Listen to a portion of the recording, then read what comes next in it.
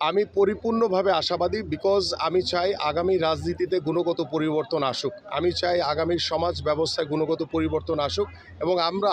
দল মত নির্বিশেষে সকলকে একসাথে একটি পরিবারের মতো একটি ছায়ার নিচে একটি পরিবারের মতো আমরা সবাইকে নিয়ে একসাথে পথ চলতে চাই এবং আমার এই এলাকায় যেখানে যেখানে যে সমস্যাগুলো রয়েছে জলাবদ্ধতা থেকে শুরু করে শিক্ষা,